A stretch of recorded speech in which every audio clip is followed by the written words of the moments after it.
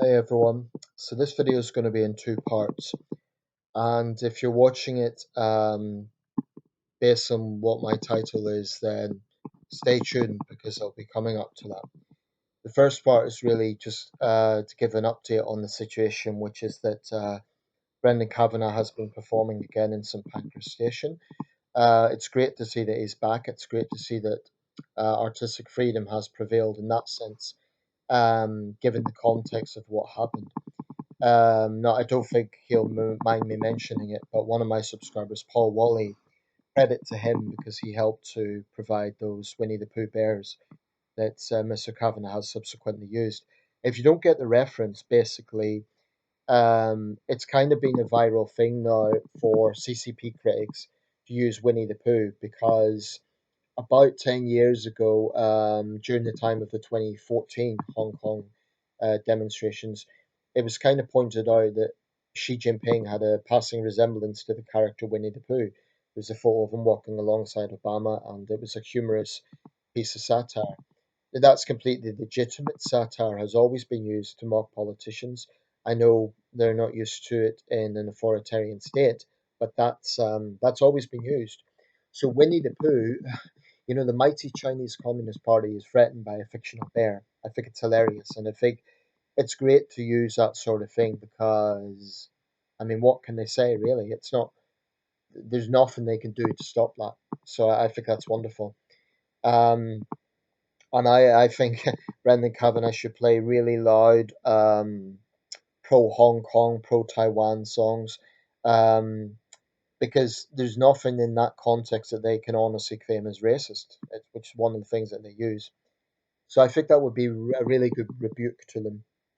Um, Now it brings me to what's actually going on here.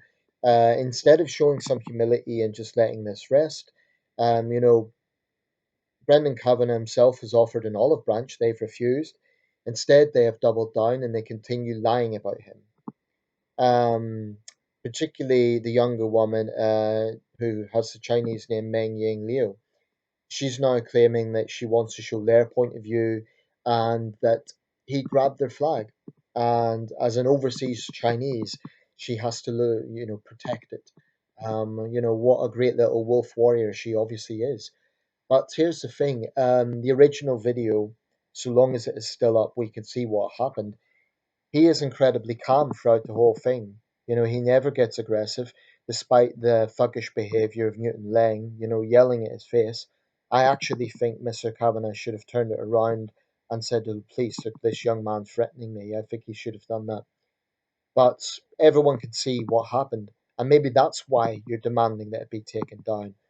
Now, you say it's about privacy issues. You say it's because of what you were doing that day, but that is frankly not his problem. Whatever the procedure that you had for your filming, you say it was for Chinese New Year, whatever that was your problem. You cannot impose on the rest of a busy train station. You cannot just make demands that other people comply to that. Brendan Kavanagh had nothing to do with your project, so you cannot make demands of him. And it was your group that approached him. Everyone can see this. It was your group that approached him. In the beginning, you were just in the background of the video. No one would have noticed. There's a few things that are being said I think need to be challenged. They mention racism. They've mentioned this a few times, and it's a disgusting and cowardly way to defame this man. There was no racism. He simply said, "This is not China." It's a statement of fact. This is not a communist country. I know at the start he said, "Are you Japanese?" But that was an honest mistake. As he has explained, there was also a Japanese group there that day. It was simply an honest mistake, not an attempt to be malicious. Um, but, saying that he grabbed you, saying that he grabbed the flag, you need to understand that you are not in China. You're in the UK, and your behavior is coming across as incredibly arrogant and entitled. And having a Chinese flag isn't against the law, but if you're waving that around and making demands of people, then that will be seen as hostile. That will be seen as a hostile act. Imagine how you would feel if a British national went to China, waved the British flag around, and made demands. It doesn't matter what you were doing, it's the way you were behaving in that sense. Um, But to extend this a little bit, we're talking about Newton Lang, Angelina Zhong, and Meng Ying Liu. Now, I don't know if they're spies. I certainly the younger woman. I think she comes across as a bit naive for that. I think an actual spy would be a bit more subtle. So I'm not sure that they're actually spies, but it's part of Beijing's soft power technique. Where they infiltrate Western tolerance, basically, where they use our tolerance against us. They definitely weaponize the concept of racism. It's misused badly. They this is not a question of racial discrimination. Mr. Kavanagh did not use any racial slurs. There was no racism. So let's just drop that immediately. It's a slanderous lie. And it's very, very cowardly of them to use that to deflect. Very cowardly. They say they're the victims of cyberbullying. Well, no doubt there has been some backlash. And whilst I don't really advocate it, at the same time, I don't have much sympathy. Because this is the way Chinese nationals have been behaving in the West for a long time now. We see your antics on social media. We see your antics in universities where you threaten, Hong Kong peers and other students who are critical of the CCP. You use your numbers in order to intimidate people. It's cowardly and it's wrong. And what you need to understand is respect is a two-way street. So when you're talking about respect, the question is, are you respecting the UK? Are you respecting the host nation? Now you may think, oh, but I'm obeying the laws. I've paid a lot of money for my student course. But frankly, it doesn't matter because if you're going around acting like a hyper nationalist, British people will think that you're being disrespectful to this country because you are. You are. You're acting in that entitled, obnoxious way, and we see this and we're sick of it. Now, she may think that because the police officer immediately went on sort of to question Mr. Kavanagh, they have the upper hand. Oh, well, the police are on our side. But what she needs to understand is there is actually a major confidence issue in British policing right now. A lot of people have questions about this, and a lot of people want that officer to be sacked. And as the first officer actually said, and you see this in the video, he said to the group, oh, he's allowed to do that. He's allowed to film. Now, unfortunately, his colleague took a different approach and she basically acted like their sensitivity guard. She needs serious retraining, and I would give her a dressing down myself if I were her superior officer because it's an abuse of power. So, they may think they have the upper hand, but a big part of this is that in the UK, we have been very, very politically correct in recent years. This is fear of offending outsiders.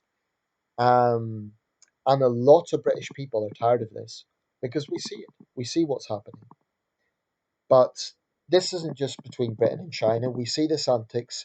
We see these antics from Chinese nationalists in other Western countries. We see it also in other Asian countries, in the Philippines, in Vietnam, and elsewhere.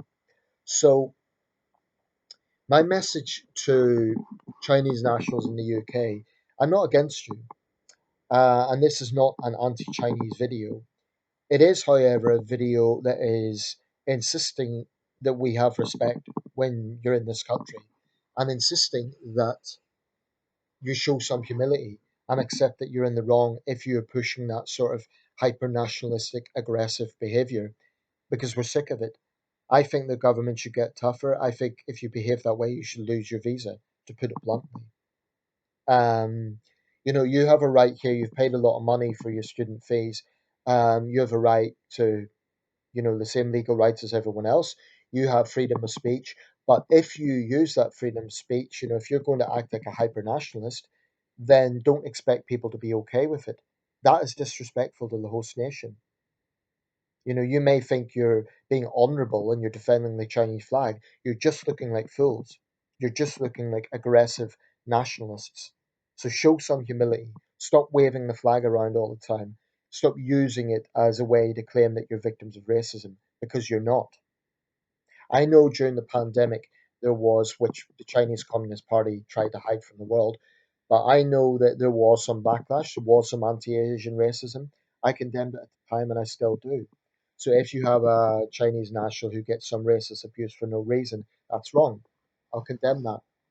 But we absolutely have a right to fight back and have a backlash against the sort of aggressive nationalistic behaviour that that group was showing. It's pathetic, it's obnoxious, and it's a disgrace. And my message to that group specifically is stop your lies, and maybe all of this will end. You complain that you're being cyberbullied. The reason people are targeting you is because they're sick of your lies. They can see it. They've seen the original video, and they can see what you're doing. And it's not a level playing field. When you put that stuff online, Mr. Kavanagh can't defend himself.